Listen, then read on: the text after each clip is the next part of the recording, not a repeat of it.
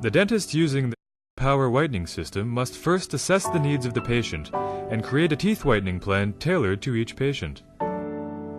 The dentist or dental assistant should use the Vita Shade Guide or other common dental shade guide to assess the tooth shade prior to the treatment and show the patient the current shade or shades of the teeth. Remember to rearrange your shade guide by value as shown in the instruction manual. We recommend taking a picture of the patient's teeth prior to the whitening treatment. Ask the patient to wear the protective eyewear included in the system. Add water to the small container of polishing sand included in the single patient B2 whitening kit. Use a low-speed dental handpiece to polish the surface of the teeth. Then let the patient rinse their mouth. Apply the lip protection balm included in the kit to keep the lips comfortable during the treatment. Insert the cheek retractor, making sure the tongue guard is pointed downward. Ask the patient to gently bite down on the cheek retractor to keep it in place. Inform the patient that during the process they may swallow any excess saliva they may have. Place the face protecting gauze around the areas surrounding the cheek retractor and fold the top of the cloth under the top of the cheek retractor. Insert the cotton rolls into the cheek margin on top and bottom, left and right. Dry the gums and the surface of the teeth. Apply the rubber dam to the gingival area, creating a margin of 1 to 2 millimeters. Use the curing light in a moving, circular fashion to cure the rubber dam for about 3 seconds. Do not hold the curing light in place. Apply the lip protection balm to the inner lip and the areas of soft tissue which have not been covered by the rubber dam. Dry the surface of the teeth. Apply the teeth whitening gel evenly to the visible front teeth. For most patients, this will include 16 or more teeth. A 2 to 3 millimeter layer of whitening gel on the surface of the teeth is ideal. Adjust the angle of the Whitening Accelerator lamp head. It should be at a 90-degree angle to the teeth whitening gel. The Whitening Accelerator should be as close as possible to the cheek retractor.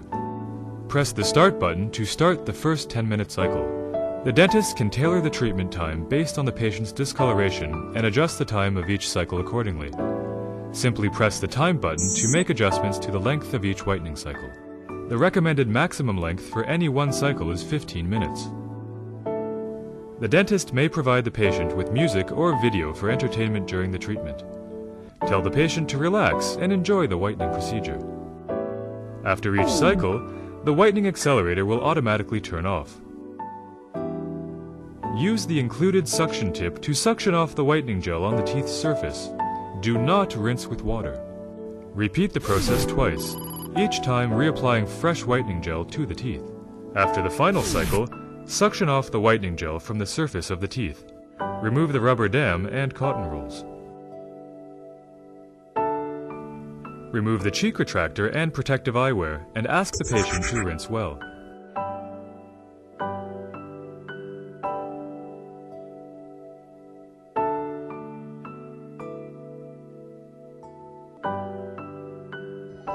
Assess the new tooth shade with the shade guide and record the results.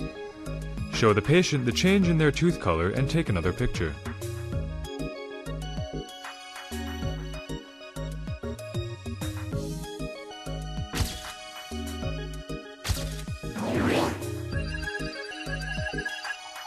Use a cotton swab to apply the fluoride protection cream to the dried surface of the teeth. Allow it to remain on the teeth for 5 minutes. Then ask the patient to rinse again. After the procedure, understands the post-treatment guidelines. Within the 24 hours after the procedure, avoid foods such as red wine, cola, coffee, tea, soy sauce, hot sauce, and foods that are too hot or cold. Also avoid colored toothpastes and mouthwash. Avoid using tobacco products. Recommend patients to consume non-colored foods.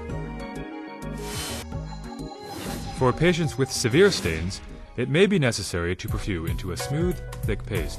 Apply the whitening paste at a thickness of 2 to 3 millimeters to the surface of the teeth within the included brush. Employ the Whitening Accelerator for 5 to 8 minutes. Then suction off the whitening paste. Then follow the normal procedure using the Beyond Whitening Gel.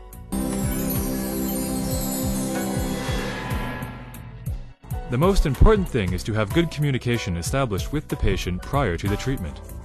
The dentist must understand the patient's needs and let the patient know a reasonable expected result based on the patient's individual tooth situation. While most patients will not experience any tooth sensitivity after the treatment, patients with mid-level stains from tetracycline and fluoride may experience some mild, transient sensitivity after the treatment. The discomfort will not last for more than 24 hours. Tetracycline-stained and fluoride-stained teeth are a type of discoloration deep inside the teeth and often require more than one treatment patient to have the beyond whitening treatment prior to a porcelain crown restoration to allow the new crown to be matched to the new white shade of the surrounding teeth. It is recommended that patients with braces have the beyond treatment after their teeth have been corrected.